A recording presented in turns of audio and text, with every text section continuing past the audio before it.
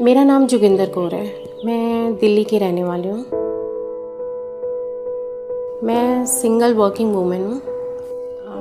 4-5 साल पहले मेरे कुछ हादसा हुआ। मेरे हस्बैंड को कोई हेल्थ प्रॉब्लम थी और उनकी डेथ हो गई। अब एक्चुअली मैं और मेरा बेटा हैं दोनों। एक दिन मैं घर लेट पहुंचा तो हम लोग खा रहे थे खाना। मैंने एकदम से देखा कि और मॉम ना ठीक से खा नहीं पा रही थी। जैसे मॉम ने पहले मुझे बताया था कि मुझे प्रॉब्लम हो रही है, वो मैंने देखा। मैंने मम्मा आप कुछ खा लो, आप कुछ ले ही नहीं रहे। रोटी भी एक दी मैंने, उसमें से भी हाफ़ ले ली उन्होंने, तो ठीक से खाई नहीं। मैंने कहा क्या हो गया? मॉम कहती नहीं मन नहीं कर रहा मेरा। मैंने कहा मॉम आपने लंच किया? कहते मैं लंच में मन नहीं कर रहा था। मैंने कहा आपने डिनर भी ठीक से नहीं लिया, क्या हो गया आपको? डे बाय डे मेरा वेट कम हो रहा था। फिर और जब भी खाना खाती थी, खाना खाने के बाद मुझे थोड़ा बर्निंग सेंसेशन फील होता था और वॉमिटिंग जैसा फील होता था और खाना ठीक से डाइजेस्ट नहीं हो रहा था। फिर बेटे ने बोला कि मम्मा हमें ना डॉक्टर से हमें कंसल्ट करना चाहिए। डॉक्टर ने पूछा कि आपके क्या क्या सिम्टम्स हैं, आपको खाना खाते टाइम कैसा मतलब भूख लग रही है ठीक से या नहीं। फिर उसके बाद उन्होंने कुछ मेडिसिन्स वगैरह लिख के दी मुझे, मैंने लिया, लेकिन मुझे इतना आराम नहीं आया, उससे कुछ फ़र्क नहीं पड़ा। सेम वही मेरा प्रोसेस रहा, मतलब मैं वीक होती जा रही थी।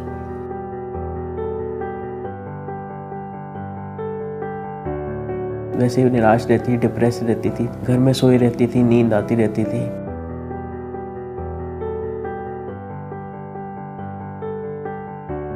मुझे डॉक्टर ने बुलाया कि आप अभी आके मिलिए मेरे से। तो मैं गई, उन्होंने मुझे बताया कि मैम आपको तो फूड पाइप कैंसर है।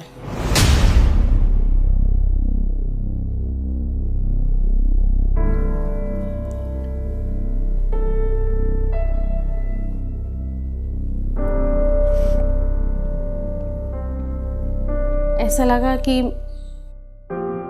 सब कुछ खत्म हो गया मेरी लाइफ में, कुछ नहीं बचा।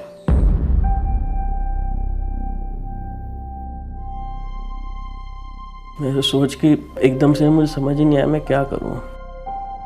सब डॉक्टर यही कह रहे थे कि आप सर्जरी करा लो, सर्जरी करा लोगे तो आपकी मम्मी ठीक हो जाएंगी। हमने कैसे भी करके वो सर्जरी करवाई, लेकिन सर्जरी होने के बाद भी कुछ नहीं बदला। जो एक होप थी कि मैं सर्जरी के बाद ठीक हो जाऊंगी ना, ख़त्म हो गई।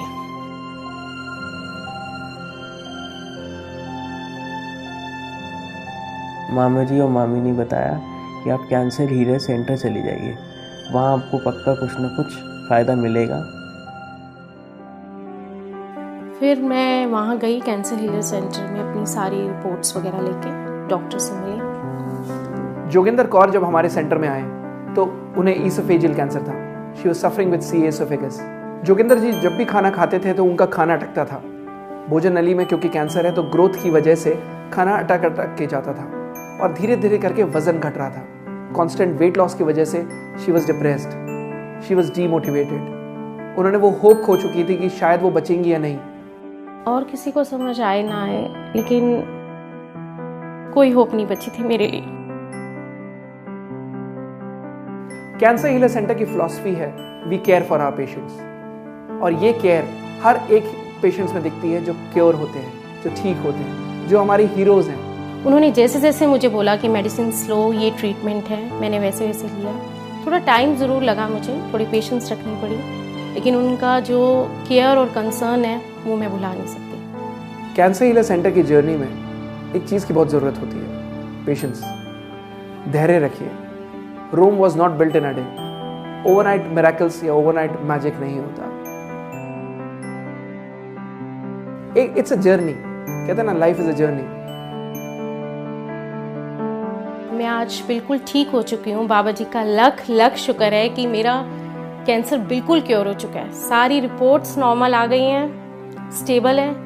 मुझे बिल्कुल विश्वास नहीं था कि मैं ठीक हो जाऊंगी। कैंसर हीलर सेंटर फैमिली में जो भी पेशेंट्स कैंसर को मात देते हैं, वो हमारे लिए हीरोज़ हैं। और ऐसे एक हीरो नहीं है, ऐसे सैकड़ों हीरोज़ हैं, और ये हीरोज़ को हम सैल्यूट करते हैं। Thanks a lot cancer healer centre. मेरी लाइफ वापस लाने के लिए, वो जो खुशी मेरी ज़िंदगी से ख़त्म हो चुकी थी उसको वापस लाने के लिए, मेरे बेटे के फेस पे वही पहले वाली स्माइल वापस लाने के लिए। Thanks a lot, thanks from the bottom of my